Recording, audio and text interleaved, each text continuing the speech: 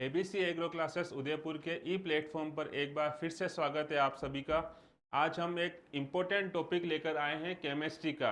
मैंने पिछली कक्षा में आपको बताया था कि केमिस्ट्री का एक महत्वपूर्ण टॉपिक होता है परमाणु। उसके ऊपर ऑलमोस्ट मैंने सारे टॉपिक कवर कर लिए हैं, आप उसको जाकर चैनल पर देख सकते हैं।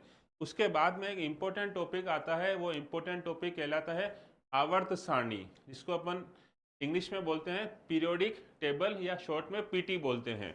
आपने देखी होगी पूरा अरेंजमेंट होता है, इस तरह से लिखे होते हैं, ऊपर से नीचे लिखे होते हैं, बाएं से दाएं लिखे होते हैं, S block, P block, D block, F block. उन सब का जो अरेंजमेंट होता है उसको अपन बोलते हैं आवर्त सारणी।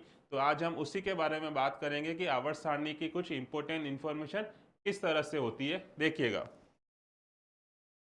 सबसे पहले तो उसकी परिभाषा क्या होगी, किसे बोलते हैं आवर्त सारणी। क्योंकि आवर्त सारणी दो शब्दों से मिलकर बनी, पीरियोडिक टेबल। टेबल मतलब आप टेबल फॉर्म में अरेंज कर रहे हो, तो अरेंज करेंगे तो किस बेसिस पे करेंगे, तो देखिए वो लिखा हुआ है, सभी ज्ञात तत्वों को, सभी सभी ज्ञात तत्वों को उनके निश्चित गुणों के आधार पर, जिस चीज के गुण सेम मिल रहे हैं उनको अपन साथ लिखेंगे तभी तो टेबल बनेगी। तो सभी ज्ञात तत्वों को उनके निश्चित गुणों के आधार पर निश्चित क्रम में निश्चित क्रम में निश्चित क्रम में क्या करना, सारणीबद्ध करना, आवर्त सारणी कहलाता है। ये चीज आप याद रखिएगा, सभी ज्ञात तत्वों को उनके निश्चित गुणों के आधार पर निश्चित क्रम में सारणीबद्ध करना, एक टेबल फॉर्म में जमाना, यह कहलाता है क्या, आवर्त सारणी। नेक्स्ट देखिएगा, देखिए इसकी शुरुआत कैसे हुई, इन तत्वों को डिवाइड करने की शुरुआत कहां से हुई, तो याद रखिएगा सबसे पहले एक वैज्ञानिक था, उस वैज्ञानिक का नाम है, क्या नाम है उस वैज्ञानिक का, लेवाशिये। लेवाशिये ने क्या किया, सबसे पहले सारे जो तत्व थे उसको केवल दो भाग में विभाजित कर दिया, एक को बोला धातु, एक को बोला अधातु। बस उसने इतनी सी बात बोली कि लेवाशिये ने तत्वों को धातु और अधातु में विभाजित किया। अब ये धातु क्या होती है, अधातु क्या होती है, तो देखिएगा धातु और अधातु वे सभी तत्व जो इलेक्ट्रॉनों को त्याग देते हैं, इलेक्ट्रॉनों को माइनस कर देते हैं, इलेक्ट्रॉन त्याग देते हैं, उन सबको कहा गया धातु, ये याद रखिएगा। और वे सभी तत्व जो इलेक्ट्रॉन को ग्रहण कर लेते हैं उन सबको कहा जाएगा अधातु। फॉर एग्जाम्पल जैसे अपन Na देखते हैं, सोडियम Na प्लस, और आपने दूसरा नाम सुना होगा Cl minus, NaCl, sodium chloride. Sodium ने अपना इलेक्ट्रॉन त्यागा तो ये किस कैटेगरी में जाएगा, धातु में। क्लोरीन ने वो इलेक्ट्रॉन ग्रहण किया तो वो किस कैटेगरी में जाएगा, अधातु में। मेटल की टेंडेंसी होती है इलेक्ट्रॉन त्यागना, नॉन मेटल की टेंडेंसी होती है इलेक्ट्रॉन को ग्रहण करना। बस तो ये सबसे पहले किसने बोला था, लेवाशिये ने सभी तत्वों को धातु और अधातु में विभाजित कर दिया। धातु किसको बोला, जो इलेक्ट्रॉन त्यागते हैं, अधातु किसको बोला, जो इलेक्ट्रॉन ग्रहण करते हैं। ये सिंपल सा इंफॉर्मेशन था लेवाशिये का। फिर देखिए इसके बाद एक वैज्ञानिक आया, उस वैज्ञानिक का नाम है प्राउट। प्राउट प्राउट ने खाली एक ही स्टेटमेंट दिया, उसने बोला कि सभी तत्वों का निर्माण हाइड्रोजन से होता है, बस खत्म। अगर आपसे ऐसा क्वेश्चन पूछे या किसने कहा कि सभी तत्वों का निर्माण हाइड्रोजन से होता है, तो उसका आंसर है प्राउट। या प्राउट ने क्या बोला, तो सभी तत्वों का निर्माण किससे होता है, हाइड्रोजन से होता है। हाइड्रोजन का परमाणु क्रमांक आप जानते हो कितना होता है, 1। तो उसने बोला कि जो सबसे बेसिक जो एलिमेंट है हाइड्रोजन, यदि आप उसके मल्टीप्लाई में जाओगे तो आप सभी तत्वों का निर्माण कर सकते हो। ये स्टेटमेंट किसने दिया था, प्राउट ने। तो याद रखिएगा, प्राउट ने बोला सभी तत्वों का निर्माण किससे होता है, हाइड्रोजन से होता है। ठीक है, इसके बाद में देखिए एक नया साइंटिस्ट आया, उसका नाम था डोबरनियर। डोबरनियर ने लो दिया त्रिक नियम, त्रिक तो बोलते हैं ट्रायड लो। उसने ये बताया कि अगर आप सभी तत्वों को उनके परमाणु भार के अनुसार तीन तीन के ग्रुप में जमाते हो, तो उस तरह से जमाते हैं कि पहले तत्व का परमाणु भार, समझिएगा, पहले तत्व का परमाणु भार और तीसरे तत्व के परमाणु भार का औसत औसत का मतलब उसको 2 से भाग देना, 2 से भाग देने पर बीच वाले तत्व का परमाणु भार आ जाता है। इस तरह से उसने सभी तत्वों को जमाया। फॉर एग्जांपल मैं समझाऊं आपको, लिथियम का मान लीजिए 7 होता है, पोटेशियम का मान लीजिए आप कितना होता है, पोटेशियम का परमाणु भार आपको जानते हो, कुछ आइडिया है? चलो अपन रेंडमली बात करते हैं कि इसका 19 हुआ, मान लो, समझने के लिए बता रहा हूँ, 19 हुआ, ये 19 लिखा, तो उसके हिसाब से इसका आंसर हो जाएगा 13। इस तरह से उसने क्या किया, सभी तत्वों को, ज्ञात तत्वों को 3-3 के क्रम में जमाया, लिथियम सोडियम पोटेशियम। तो उस हिसाब से उसने इसका और इसका जब जोड़ा तो आंसर क्या आया, बीच वाले तत्व का परमाणु भार आ जाता है, अगर आपको थोड़ा सा भी ध्यान हो इसके बारे में तो। अब देखिएगा, तो इस तरह से उसने 3-3 तत्वों को जमाया परमाणु भार के आधार पर, डोबर्नियर का त्रिक नियम, ठीक है। फिर है न्यूलैंड का अष्टक नियम। फिर इसके बाद में नया वैज्ञानिक आया न्यूलैंड, उसने क्या बताया, उसने बताया कि सभी तत्वों को अगर आप एक निश्चित क्रम में जमाते हो तो 7 के बाद में वापस उन गुणों की क्या होती है, पुनरावृत्ति होती है, पुनरावृत्ति।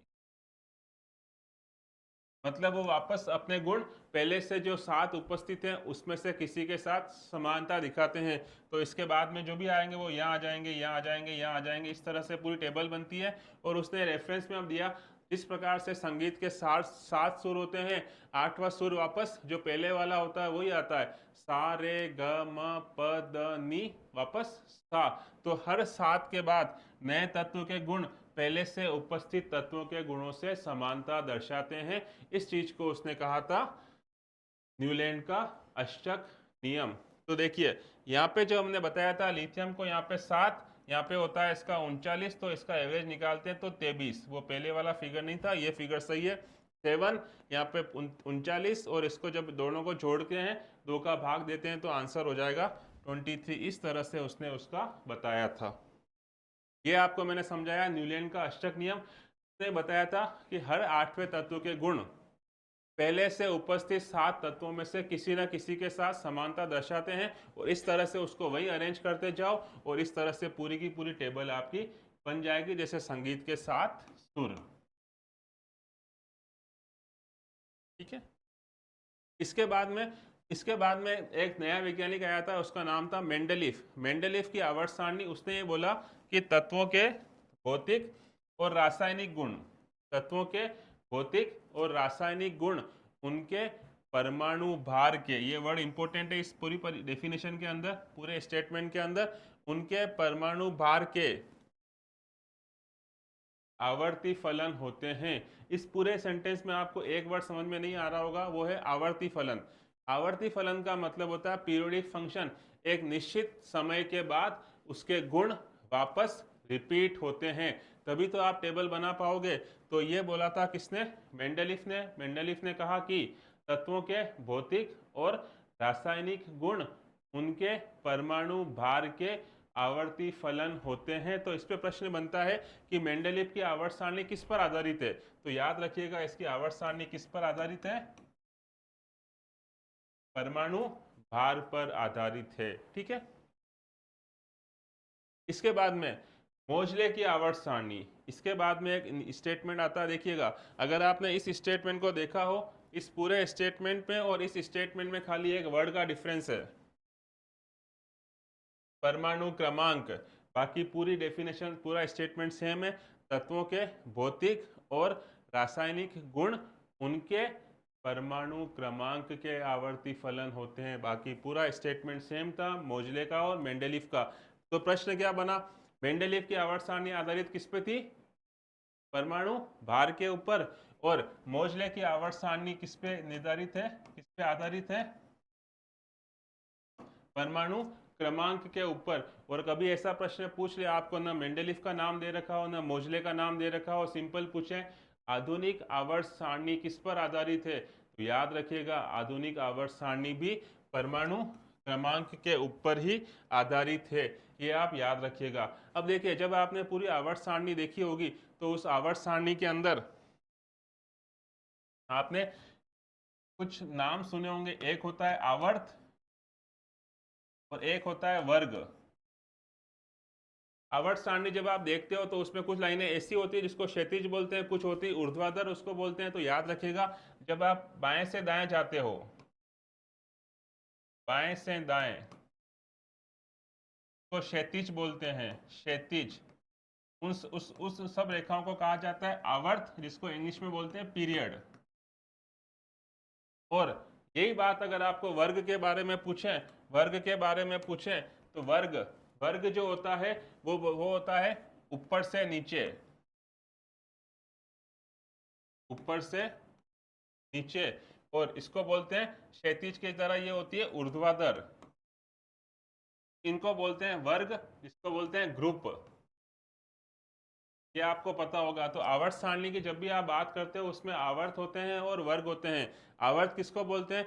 जो होते हैं बाएं से दाएं चलते हैं, ठीक है। और ग्रुप किसको बोलते हैं? वर्ग किसको बोलते हैं? जो चलते हैं ऊपर से नीचे। तो याद रखिएगा, पूरी टेबल जो है पीरियोडिक टेबल, उसको अगर दो पार्ट में डिवाइड करें कि भाई इसमें क्या होगा, तो इसमें एक तो आवर्त होते हैं और एक उसके अंदर वर्ग होते हैं। इसको बोलते हैं पीरियड, जो होता है बाएं से दाएं चलने वाला या क्षैतिज रेखाएं। और एक होता है वर्ग, जो ऊपर से नीचे होता है और चलता है ऊर्ध्वाधर, टॉप टू बॉटम चलता है, उसको वर्ग बोलते हैं।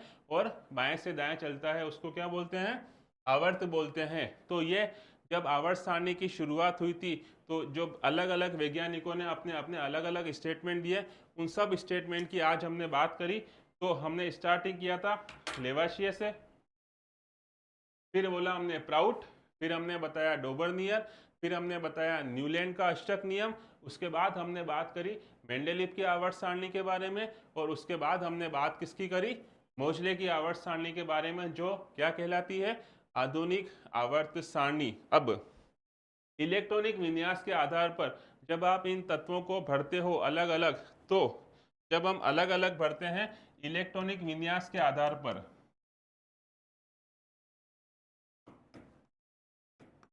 इलेक्ट्रॉनिक विन्यास के आधार पर इसको पूरी आवर्त सारणी को 4 भागों में विभाजित किया गया है। वो आप जानते हैं, उसे कहा जाता है एस ब्लॉक,